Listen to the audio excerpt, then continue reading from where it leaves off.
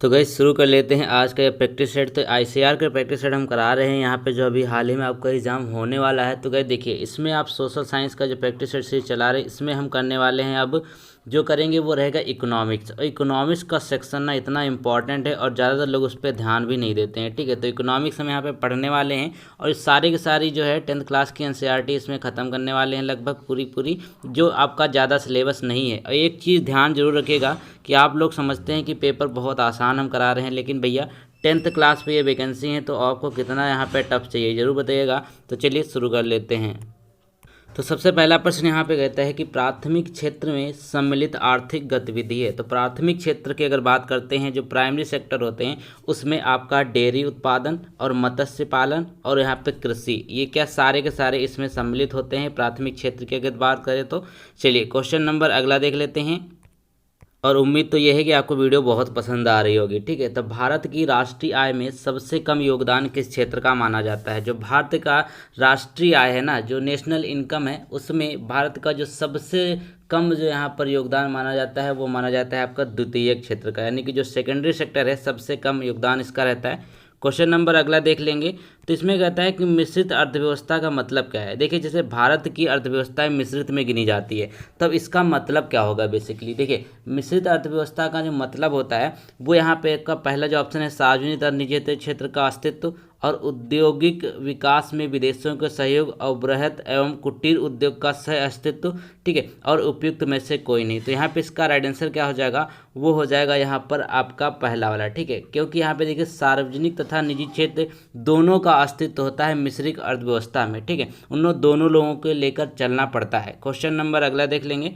अब अगले प्रश्न की बात कर लीजिए। तो गाइस देखिए, यहाँ पे कहता है कि अब आर्थिक कार्यों पर किसी देश की अर्थव्यवस्था को विभाजित किया जा सकता है। अब किसी भी देश की अर्थव्यवस्था को अगर हम विभाजित करने को देखेंगे तो उसके कौन से सेक्टर पे हम ज़्यादा ध्यान देंगे, ठीक है। तो चलिए देख लेते हैं। तो इसमें क्या हो जाएगा, आपको उसकी प्राइमरी सेक्टर पे और उसके बाद सेकेंडरी सेक्टर और टर्सरी यानी कि तीसरे सेक्टर पे, तो यहाँ पे उपयुक्त सभी आपका राइट आंसर हो जाएंगे। तीनों सेक्टर आपको ध्यान में रखने पड़ेंगे, प्राथमिक, द्वितीयक और तृतीयक क्षेत्र, अगर किसी की अर्थव्यवस्था को आप विभाजित करते हैं तो। अब इकोनॉमिक्स थोड़ा सा कठिन बैठ जाती है बच्चों के लिए, लेकिन अगर आप थोड़ा ध्यान से इसको समझेंगे ना तो आपके लिए बहुत ही आसान होगा, ज़्यादा टफ भी आपके एग्जाम में नहीं आने वाला है। अब कहा गया कि उद्योग को किस क्षेत्र में सम्मिलित किया गया है। अब हमारे जो उद्योग होते हैं, जो बड़े बड़े उद्योग हैं, इसको किस क्षेत्र में रखा गया है, तो वो रखे गए यहाँ पर द्वितीय क्षेत्र में। कौन से? द्वितीय क्षेत्र में रखे गए हैं। तो चलिए, अगर आपको थोड़ा सा टाइम हो तो हमारे लिए तो लिख दीजिए कि कमेंट में कि आपको जो कृषि है ना उसको किस सेक्टर में रखा गया है, किस क्षेत्र में रखा गया है, जल्दी से हमको बताइए। क्वेश्चन नंबर अगला देख लीजिए। तो यहाँ पे कहता है कि किसी बैंक में अगर कार्यरत मैनेजर को किस क्षेत्र में शामिल किया जाएगा। अब बैंक में कोई मैनेजर कार्यरत है तो उसको किस क्षेत्र में सम्मिलित किया जाएगा, ठीक है। तो इसका राइट आंसर क्या हो जाएगा, वो हो जाएगा यहाँ पर तृतीय क्षेत्र, यानी कि जो तृतीय क्षेत्र होगा उसमें बैंक में कार्यरत मैनेजर को सम्मिलित किया जाता है। क्वेश्चन नंबर अगला है कि भारत में जो प्रच्छन्न बेरोजगारी है।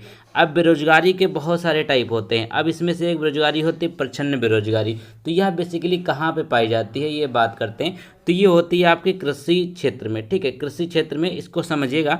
मान लीजिए कोई काम करने के लिए आपके पास यहाँ पर 2 लोगों की ज़रूरत है, ठीक है, और उसी काम को यहाँ पर कितने लोग करने पहुँच जाते हैं, उसी काम को यहाँ पे 1 2 3 4 लोग पहुँच जाते हैं। मान लीजिए कि काम सिर्फ 2 लोगों का है, पहुंच गए 4 लोग, तो इसी को प्रच्छन्न बेरोजगारी के नाम से हम जानते हैं। क्वेश्चन नंबर अगला है, किसी अर्थव्यवस्था के क्षेत्रों को सार्वजनिक और निजी में किस आधार पर वर्गीकृत किया जाता है। यानी कि जो सार्वजनिक है और निजी क्षेत्र है उसमें किस तरीके से हम इसको आइडेंटिफाई करेंगे कि ये निजी है या फिर यह सार्वजनिक है। तो उसमें क्या होता है, उद्योगों का स्वामित्व देखेंगे, यानी कि उसका स्वामित्व किसके पास है। किसी अगर एक व्यक्ति के पास है तो वह निजी क्षेत्र में चला जाता है, और अगर वह मतलब बहुत सारे लोगों ने मिलकर उसको खड़ा किया है, कोई भी अगर यहाँ पे बिजनेस वगैरह है, तो वो कहाँ पे जाता है, वो आपका चला जाता है सार्वजनिक क्षेत्र में। क्वेश्चन नंबर अगला देख लीजिए।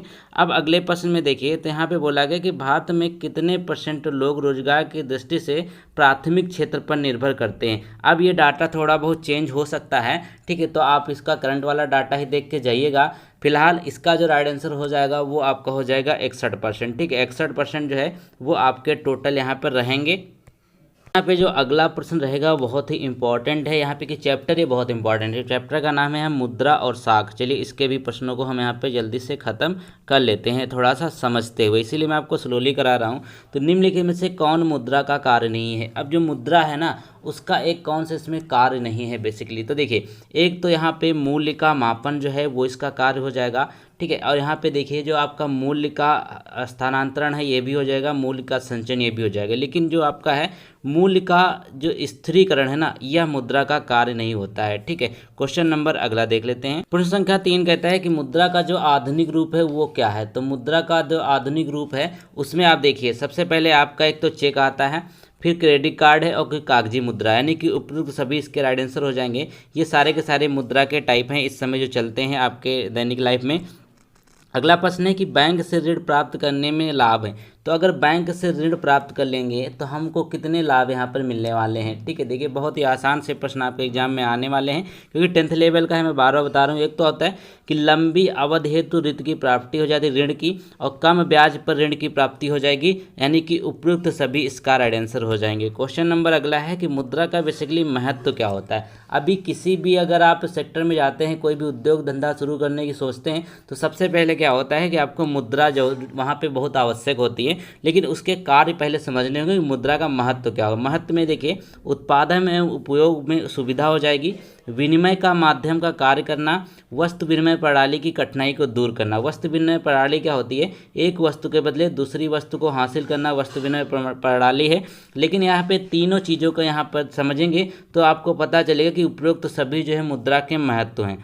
क्वेश्चन नंबर अगला देख लीजिए। तो कहा गया कि ऋण की शर्तों में सम्मिलित है, जो आपके ऋण है यानी कि जो आप ब्याज लेते हैं उसमें क्या क्या चीज़ें सम्मिलित होती हैं वो देखिए। सबसे पहले एक तो आवश्यक कागजात आपको चाहिए होता है, फिर समर्थक ऋणधार चाहिए होता है यानी पे एक गवाही आपको चाहिए होती है, और फिर उसके बाद ब्याज का दर निर्धारण होता है, यानी 12.5% पे ब्याज मिल रहा है, कितने पे मिल रहा है वो यहाँ बैंक के रेट पे डिपेंड करता है। ये उपयुक्त सभी इसका राइट आंसर है। क्वेश्चन नंबर अगला देख लीजिए। तो कहा गया कि भारतीय रिजर्व बैंक क्या है? अब भारतीय रिजर्व बैंक बेसिकली इसमें से है क्या, ठीक है, वो देखिए।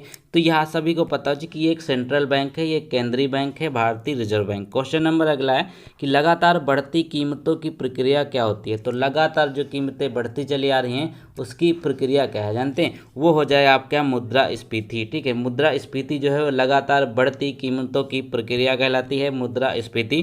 क्वेश्चन नंबर अगला है यहाँ पर हवाला क्या होता है? अब देखिए यहाँ पे अगर आप थोड़ा सा देखें, अगर न्यूज़ वगैरह देखते होंगे तो उसमें हवाला शब्द आपको देखने को मिल जाता है कई बार, कहते हैं, ठीक है। तो इसमें हवाला का मतलब जानते क्या होता है? वो होता है विदेशी मुद्रा विनियमन का अवैध कारोबार, यानी कि जो विदेशी मुद्रा होती है उसका जो अवैध कारोबार किया जाता है ना उसी को यहाँ पर हम हवाला के नाम से जानते हैं, याद रखेंगे हवाला। क्वेश्चन नंबर अगला देख लेंगे 10। तो कहते हैं कि भारत में मुद्रा जारी करने का जो कार्य करती है वो कौन करता है? तो भारत में जो मुद्रा जारी किया जाता है वह कार्य किसके द्वारा किया जाता है? वह कार्य किया जाता है भारतीय रिजर्व बैंक के द्वारा, ठीक है। भारतीय रिजर्व के बैंक के द्वारा भारत में मुद्रा जारी करने का काम किया जाता है, सभी को ये पता होगा। अब चलिए अगला देख लेते हैं। अगला जो हमारा चैप्टर रहेगा वो रहेगा यहाँ पर वैश्वीकरण और भारतीय अर्थव्यवस्था, ठीक है। तो चलिए दो देशों के मध्य होने वाले व्यापार को क्या कहा जा सकता है? अब देखिए जो दो देशों के मध्य व्यापार होता है उसको हम क्या कहते हैं? उसको विदेशी व्यापार ही कहेंगे। मान लीजिए अपना देश भारत है, वह अगर किसी अमेरिका के साथ अगर व्यापार करता है तो उसको क्या कहते हैं? विदेशी व्यापार ही कहते हैं। बिल्कुल सही है। चलिए अगला प्रश्न देख लेते हैं। अब अगला प्रश्न देखिए, थोड़ा सा ध्यान से देखिएगा कि यहाँ पे जो बहुराष्ट्रीय कंपनियां हैं ना उनके निवेश का रास्ता है। तो बहुराष्ट्रीय कंपनियों में अगर आप निवेश करना चाहते हैं तो सबसे पहले तो आपको दूसरे देशों में कारखाने स्थापित करने होंगे, फिर यहाँ पर स्थानीय कंपनियों के साथ संयुक्त उत्पादन करना होगा, और उसके बाद यहाँ पे जो तीसरा होगा स्थानीय कंपनियों को खरीदना होगा। तो ये तीनों पॉइंट हैं ना ये बहुत ही आवश्यक हैं अगर आप किसी जो मल्टीनेशनल कंपनी है उसमें निवेश करना चाहते हैं, उसमें इन्वेस्ट करना चाहते हैं। क्वेश्चन नंबर अगला देख लीजिए। तो कहा गया कि बहुराष्ट्रीय कंपनियों का प्रमुख उद्देश्य क्या होता है बेसिकली? अब जो बहुराष्ट्रीय कंपनियां होती हैं, जो यहाँ पे मल्टी नेशनल कंपनीज होती हैं, वो क्या होती हैं, उनका मेन मकसद क्या होता है? वो तो देखिए सबसे पहले अपने सामान और सेवाओं को विदेश में बेचना, ये तो मेन मकसद होता है। फिर व्यापार को विदेश में फैलाना और लाभ अर्जित करना, ये जो है आपके तीनों के तीनों जो है ये पॉइंट बहुराष्ट्रीय कंपनियों के प्रमुख उद्देश्य होते हैं। क्वेश्चन नंबर अगला देख लीजिए। तो इसमें बोला गया है कि भारत में वैश्वीकरण का प्रभाव है।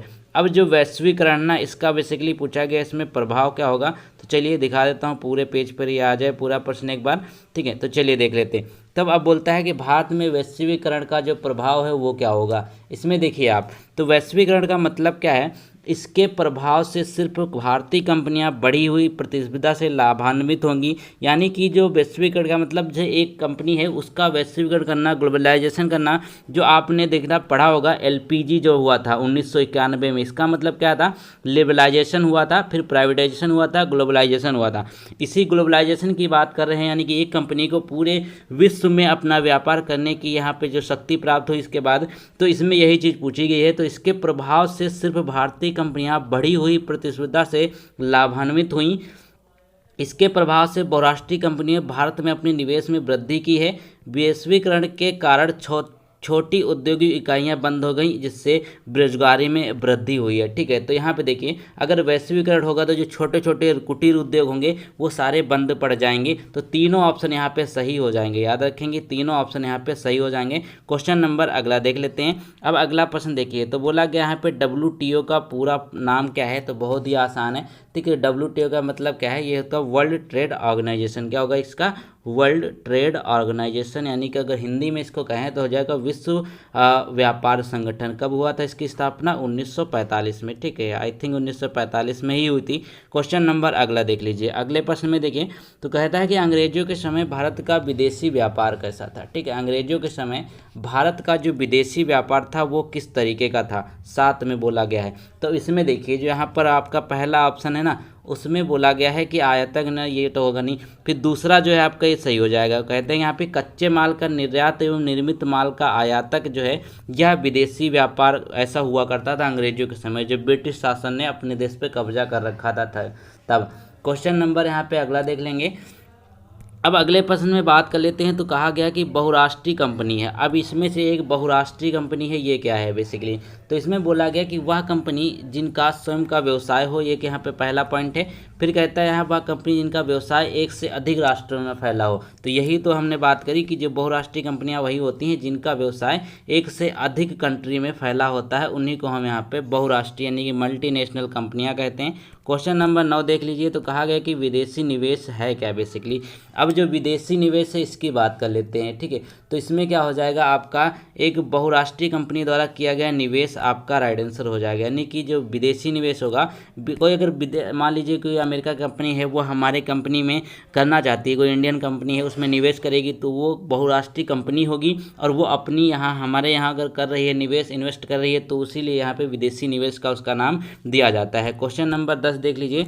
कहा गया कि विश्व की सबसे बड़ी मोटर गाड़ी निर्माता कंपनी कौन सी है। अब विश्व की सबसे बड़ी की बात कर रहे हैं, ठीक है। तो ये देखिए क्या हो जाएगा, ये हो जाएगा फोर्ड्स मोटर्स। ये यहाँ पर अब नाम चेंज हो सकता है क्योंकि ये एनसीईआरटी पैटर्न पे बेस है, तो यहाँ पे इसमें थोड़ा सा डाटा पुराना हो सकता है। तो अब कौन सी है ये आप लोग जरूर देख के जाइएगा। अगला क्वेश्चन देख लें।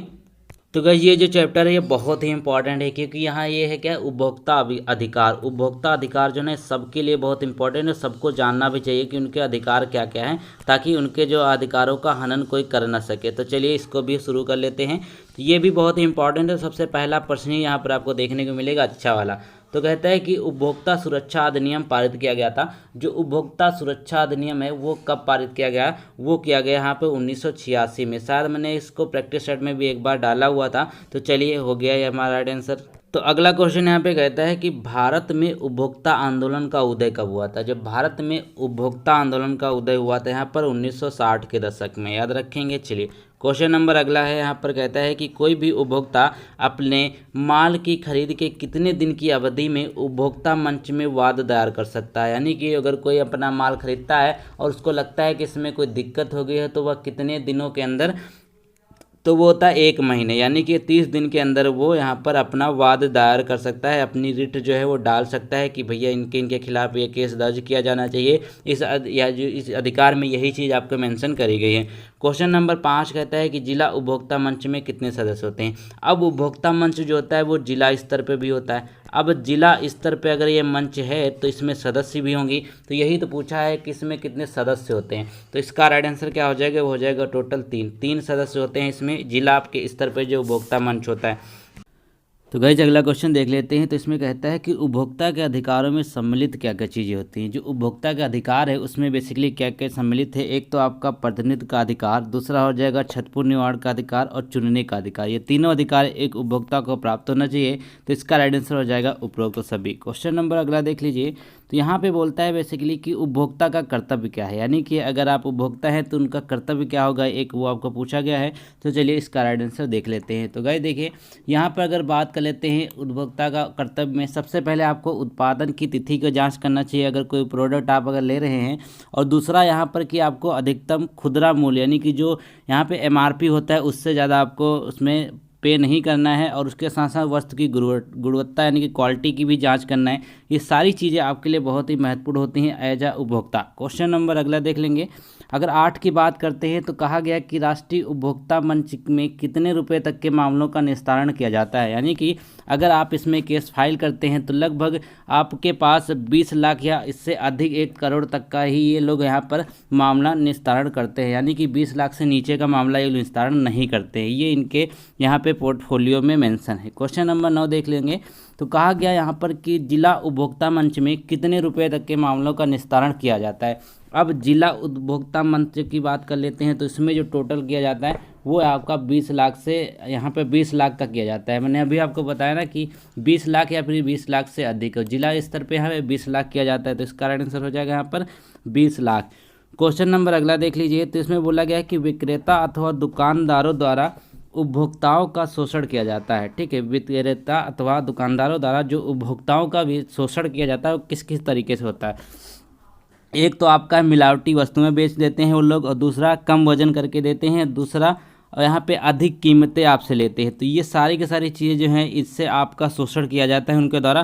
तो ऐसा बिल्कुल भी करने नहीं देना है, आप लोगों को इनका ध्यान रखना चाहिए। क्वेश्चन नंबर अगले देख लेते हैं।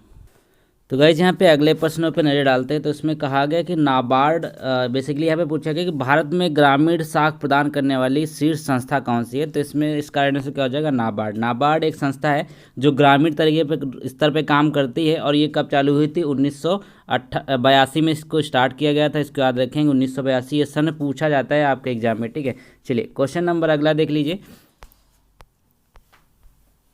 प्रश्न संख्या 3 पे नज़र डालिए। तो कहता है यहाँ पे आय का पूर्ण रूप क्या है। बेसिकली यहाँ पे AAY का जो पूर्ण रूप हो जाएगा वो आपको बताना है। तो इसमें देखिए ये आपकी योजनाएं हैं और योजनाओं से प्रश्न आपके एग्जाम में अक्सर पूछे जाते हैं।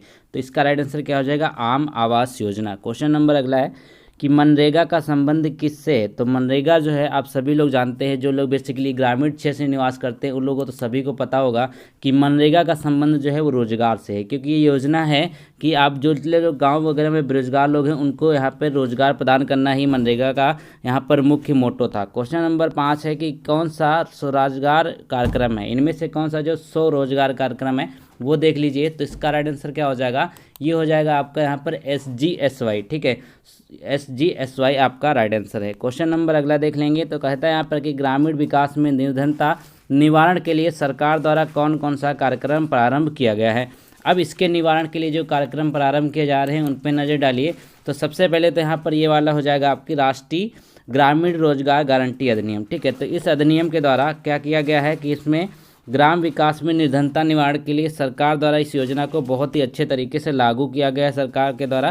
क्वेश्चन नंबर अगला देख लीजिए। अगले प्रश्न की बात करते हैं। तो कहा गया कि कृषि उपकरण के लिए लिया गया ऋण प्रायः क्या कहलाता है। अब कृषि उपकरण के लिए जो ऋण लिया गया है वह प्रायः जो कहलाता है उसको क्या कहते हैं, देखिए उसको कहा जाता है मध्यकालीन ऋण। ठीक है, मध्यकालीन ऋण जो होता है वो कृषि उपकरणों के लिए यूज किया जाता है। ठीक है, उसके लिए इसको प्रदान किया जाता है। क्वेश्चन नंबर अगला है कि स्वर्ण जयंती शहरी रोजगार योजना जो प्रारंभ करी गई थी इसकी डेट क्या है, ये पूछा गया है।